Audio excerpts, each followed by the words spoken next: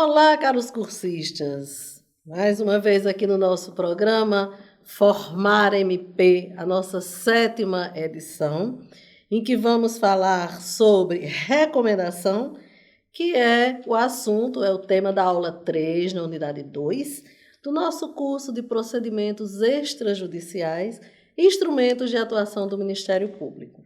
Então, estamos aqui, mais uma vez, com o nosso promotor de justiça, doutor Mariano Lauria. Como vai, doutor Mariano? Vamos falar um pouco sobre a recomendação, né, que é o motivo da aula 3. Então, nesse sentido, o senhor poderia nos definir o que é a recomendação, o que é esse instrumento de atuação do MP, denominado recomendação, né? Qual é o seu conceito? Em que casos esse instrumento é utilizado? Quais as características, doutor, desse instrumento chamado recomendação? Certo. Olá, caros cursistas. Dando continuidade à unidade 2, onde estamos estudando de uma forma mais elaborada e mais aprofundada os instrumentos de atuação do Ministério Público, aqueles instrumentos mais corriqueiros no dia a dia das nossas unidades ministeriais. Vamos falar, então, um pouco mais sobre a recomendação.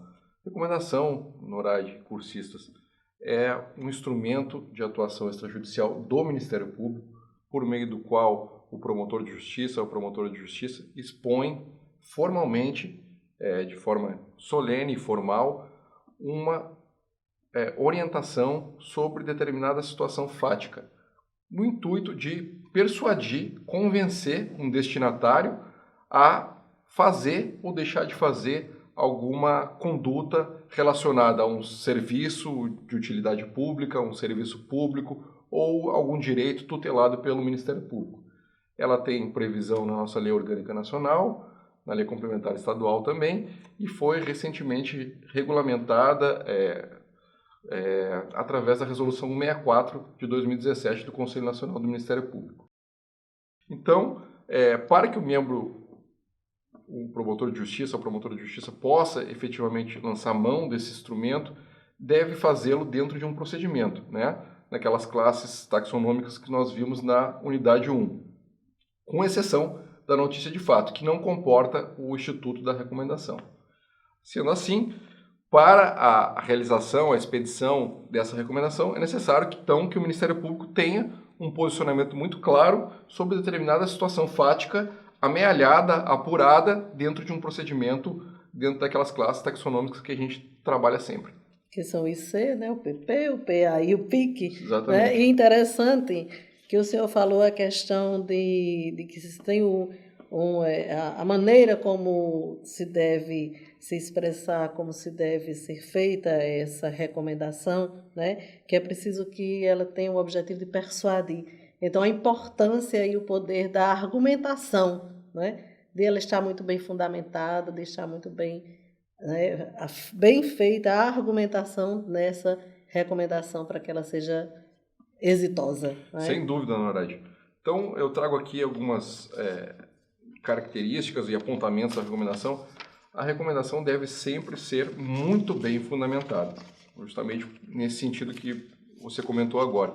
Como ela não tem um caráter cogente ou obrigatório, diferente da requisição que nós trabalhamos lá na aula 1, a recomendação tem um caráter persuasivo, de convencimento daquele destinatário daquela situação que o Ministério Público entendeu cabível naquele procedimento. Então, ela deve ser muito bem fundamentada pelo promotor de justiça. Ele deve lançar mão tanto de fundamentos jurídicos que agasalhem aquele entendimento, também como os fundamentos fáticos que ficaram claros dentro daquele procedimento que ele instaurou. E a partir daí, ele deve externar uma orientação, uma recomendação muito clara. Uma conduta de fazer ou de não fazer. O Ministério Público recomenda que o destinatário faça determinada coisa, ou o Ministério Público recomenda que o destinatário se abstenha de fazer determinada coisa. Isso tem que ficar muito claro. Deve também fixar um prazo razoável para cumprimento da recomendação, que a resolução não chega a dizer qual é o prazo, mas por analogia ao prazo normal da requisição, a gente pode dizer que são 10 dias úteis.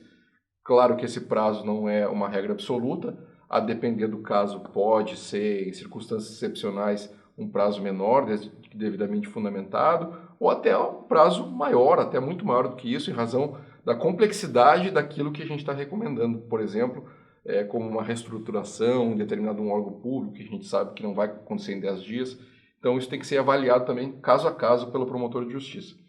Outra questão que é importante frisar é que, sendo cabível a recomendação, sendo indicada a recomendação, ela é preferencial ao ajuizamento da ação civil pública. Isso está lá na própria resolução da recomendação. Então, se a gente pode solucionar extrajudicialmente aquela questão, por que nós vamos judicializar? Então, em muitos casos, deve o membro lançar mão da recomendação como esse instrumento resolutivo. E também é importante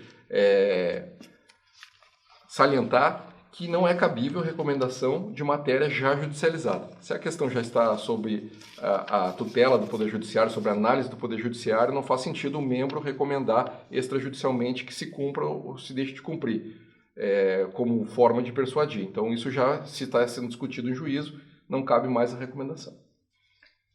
Excelente. E na prática, né, a gente percebe que esse instrumento ele é importantíssimo para fins de arquivamento resolutivo, não é isso, doutor Mariano? Exatamente. A gente vê no dia a dia das nossas promotorias que a força prática de uma recomendação bem feita, bem fundamentada, bem elaborada, para atender esse caráter persuasivo da autoridade que recebe.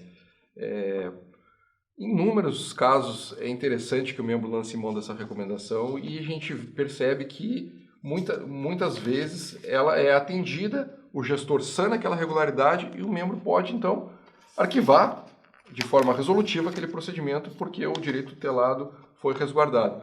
Eu cito vários casos, por exemplo, de um concurso público que não foi cumprida determinada formalidade, o membro recomenda que se refaça aquele ato, por exemplo, uma licitação que não saiu conforme determina a Lei 8666, uma hipótese de dispensa de licitação indevida, o membro verificou que aquela hipótese não é de dispensa, recomenda que o gestor refaça aquele certame, que faça efetivamente uma licitação, uma melhoria de serviço público, seja nas mais diversas áreas que a gente de atuação, uma melhoria de serviço público na saúde, com relação a dispensação de medicamentos, com relação à escala de plantão de médico, na área do meio ambiente, na área da educação.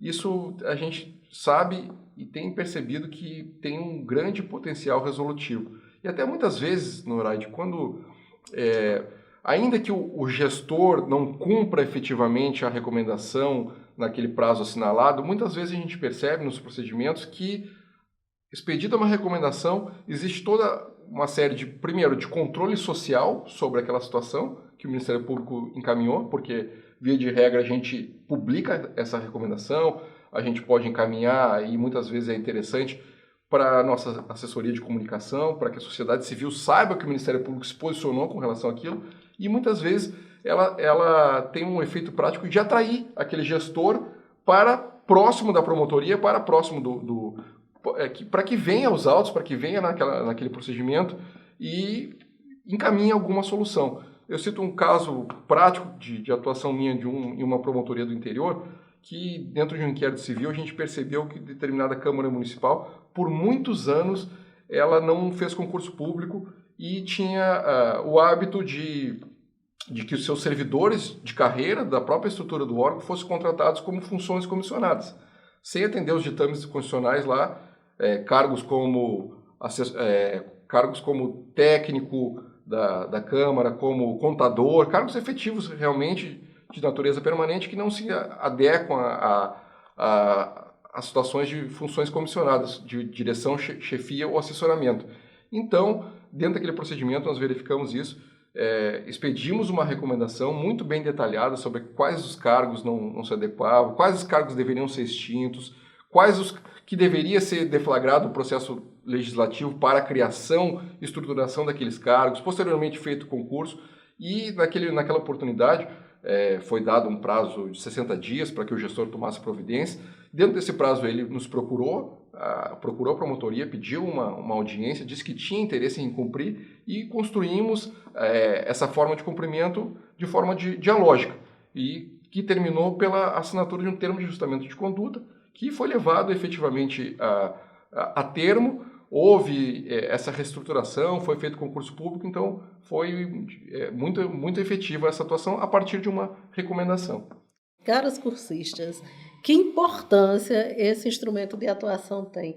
Ele pode ser resolutivo, ele pode evitar a judicialização e já trazer a solução do problema, dependendo de como ele é feito. O quão é importante esse poder de persuasão na recomendação, uma recomendação bem fundamentada.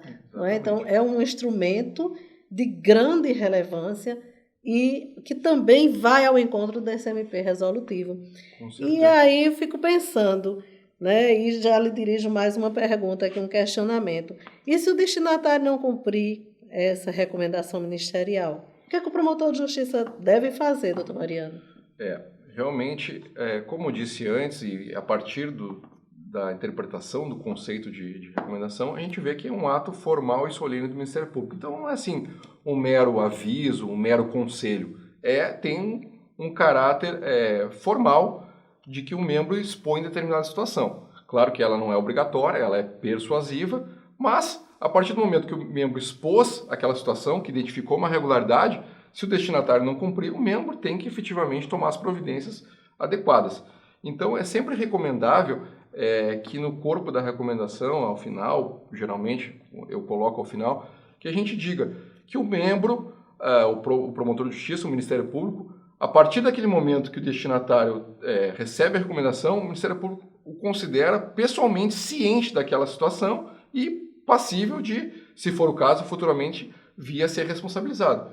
Então, se ainda assim isso não surtir efeito, o Ministério Público tem que tomar as providências extrajudiciais, tentando ainda de alguma outra forma extrajudicial, se não até mesmo judicializando a questão para que aquele posicionamento que encaminhou seja cumprido e implementado na prática. Outra questão só antes de terminar, que eu queria deixar bem claro, não só para essas questões de resolução extrajudicial, a recomendação é importante, mas também é muito importante, sabe por quê, Noraide? Até mesmo para fixar a responsabilidade do gestor, fixar o dolo que a gente chama. Eu cito, por exemplo, a atribuição na área de improbidade administrativa. A gente vê diuturnamente que a jurisprudência é um tanto quanto conservadora com essa questão do dolo na improbidade administrativa. Muitas vezes o dolo na improbidade administrativa ele é até mais de mais difícil demonstração do que o dolo de uma ação penal. Então, se o membro verificou que aquela irregularidade aconteceu e provavelmente aquilo vai ser passível de uma responsabilização futura, ele pode encaminhar uma recomendação para, a partir desse momento, ficar bem delimitado o dolo. Depois, quando for ajuizar, aforar a ação de improbidade na via repressiva, ele vai dizer, olha, a partir do dia tal, as folhas tais do procedimento, o gestor tomou ciência disso e mesmo assim não agiu. Então fica muito mais fácil de demonstrar a consciência da ilicitude e a vontade de efetivamente não fazer ou de ter efetivamente praticado aquele ato. Então, esse também é um viés muito importante da recomendação. Excelente, doutor Mariano. Muito obrigada. O senhor gostaria de fazer mais alguma observação com relação à recomendação? Falar mais alguma palavra para os nossos cursistas? É só isso mesmo, que a gente percebe, volto a repetir, na prática, como tem força uma recomendação ministerial a partir do momento que ela é bem elaborada, bem fundamentada, que ela é publicizada, que ela dá oportunidade a um controle social, que o gestor toma ciência da que o Ministério Público está entendendo sobre aquela situação. Então, que a gente tente lançar mão dessa recomendação, sempre na medida do possível que se vislumbrar uma chance de êxito, mas que essa recomendação não se esgote nela mesma. Se ultrapassado o prazo, não houve uma aproximação do gestor, não houve sequer uma resposta, informações, então que a gente vá para um estágio adiante, que a gente vá atrás dessa solução, que não deixa a recomendação ser, quando não cumprida, uma finalidade nela mesma. Ok, muito obrigada, doutor Mariano. Obrigado e até a próxima. Até a próxima. Muito obrigado, caros cursistas, caras cursistas, por estar conosco, acompanhando esse nosso curso procedimentos extrajudiciais e instrumentos de atuação do Ministério Público.